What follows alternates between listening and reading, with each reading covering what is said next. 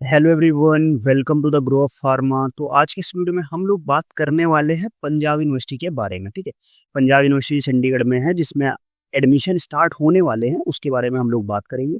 सो अगर आप GPAT qualified candidate हो तो ये आपके लिए बहुत अच्छी one of the best universities है जिसमें आप एडमिशन ले सकते हो। तो अभी हम लोग गए हैं पंजाब यूनिवर्सिटी की ऑफिशियल वेबसाइट पे, ये ऑफिशियल पेज है।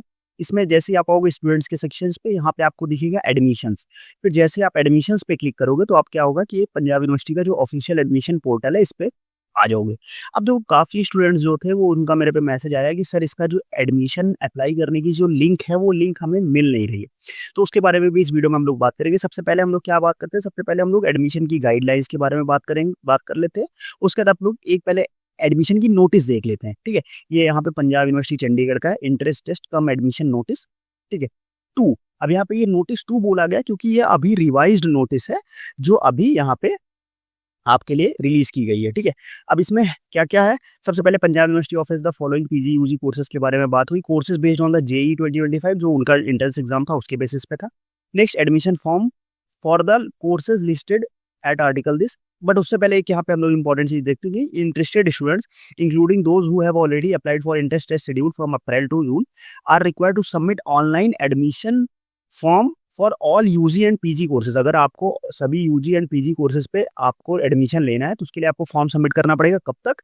लेटेस्ट बाई 1 जुलाई, 1 जुलाई से 17 जुलाई तक आपको क्या करना है, सबमिट करना पड़ेगा ये सारी चीजें। ठीक है, तो मतलब अभी जब इसका फॉर्म स्टार्ट होगा वो कब से स्टार्ट होगा, वो स्टार्ट होगा 1 जुलाई, मतलब आज से नहीं, इसका मतलब 1 जुलाई जब आप देख रहे हो तो उसका स्टार्ट होगा, तो उस टाइम पे इसको स्टार्ट हो गया होगा फॉर्म। ठीक है, अब यहाँ पे बाकी सारी चीज की बात हुई। Course based on the interest test, interest test के बेसिस पे कौन कौन सा एग्जाम होगा।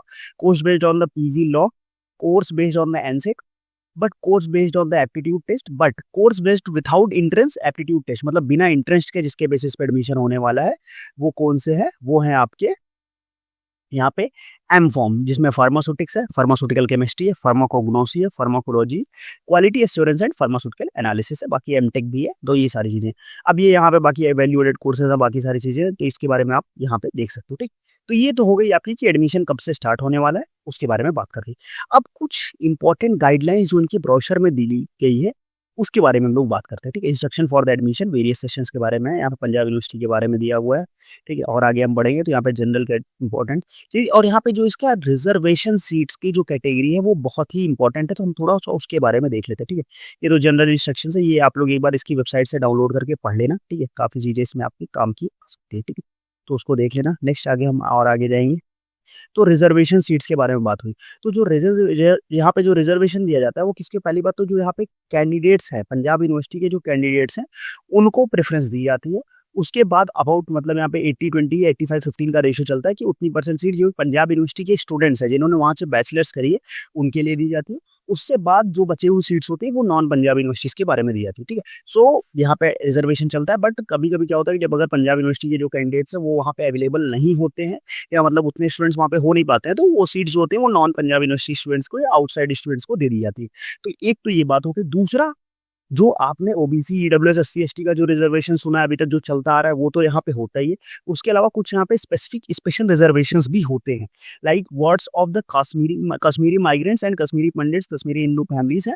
ठीक है, तो अगर कश्मीरी जो माइग्रेंट्स है उनको आपको यहाँ पे एक रिक्वायरमेंट वहाँ पे होगी, relaxation in cut off percentage up to 10% subject to minimum eligibility requirement. ठीक है, तो यहाँ पे मतलब अबाउट एक सीट वहाँ पे उनके लिए रिजर्व होती है जो कश्मीरी माइग्रेंट्स है, कश्मीरी पंडिट्स हैं उनके लिए। ठीक है, नेक्स्ट जो है फिर उसके बाद है कि ward of martyrs permanent disabled of the Kargil war के जो हमारे शहीद थे और या जो वहाँ पे कुछ परमानेंटली डिसेबल्ड लोग हो गए उनके जो बच्चे होते हैं उनके लिए भी सीट यहाँ पे रिजर्व है। कैसे?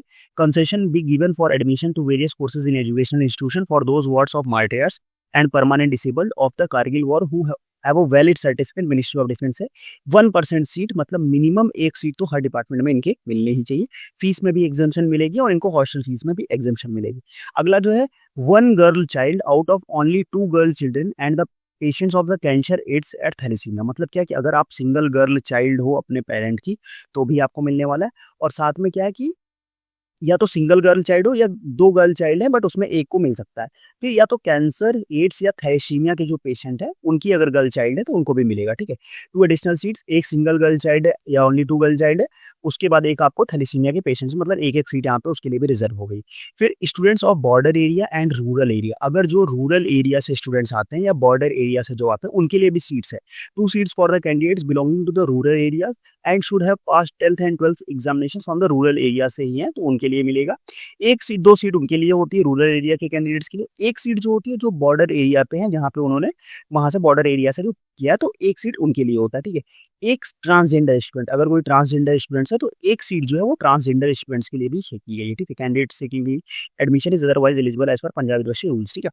तो वहाँ पे चीज़ होगी। ऑर्फन चिल्ड्रन, अगर कोई ऑर्फन चिल्ड्रन है मतलब जिनके माँ बाप दोनों लोग नहीं है, तो 2 सप्लीमेंट्री सीट्स, एक मेल एक फीमेल के लिए यहाँ पे ऑर्फन चिल्ड्रन के लिए यूजी पीजी लेवल पे क्रिएट किया गया। उसके लिए आपको क्या करना पड़ेगा कि एक सबमिट अपलोड सर्टिफिकेट अपलोड करना पड़ेगा, गवर्नमेंट रिकॉग्नाइज कोई ऑर्फन है जो चैरिटेबल होम हो, या डेथ सर्टिफिकेट, दोनों मदर एंड फादर के, दोनों पेरेंट्स के आपको डेथ सर्टिफिकेट यहाँ पे अपलोड करने पड़ेंगे। फिर ब्लाइंड स्टूडेंट्स जो ज्वाइन करते हैं उनके लिए भी एक यहाँ पे सीट रिजर्व है। तो ये कुछ ऐसी स्पेसिफिक रिजर्वेशन है जो आपको यहीं पे देखने के लिए मिल रही है, ठीक है। बाकी एडमिशन क्राइटेरिया के बारे में हो गया, वेटेज और बाकी सारी चीज़ों के बात हो गया, बीबीए की बात हो गई, ठीक है। Admission criteria for bachelor of, मतलब इसमें आप देखोगे तो सारे कोर्सेज के बारे में आपको दे रखा है, हर उसके एडमिशन क्राइटेरिया के बारे में। तो अगर आप बी फॉर्म किया या बी फॉर्म वाले जो है उनके लिए भी है, एम फॉर्म के लिए तो है ही है।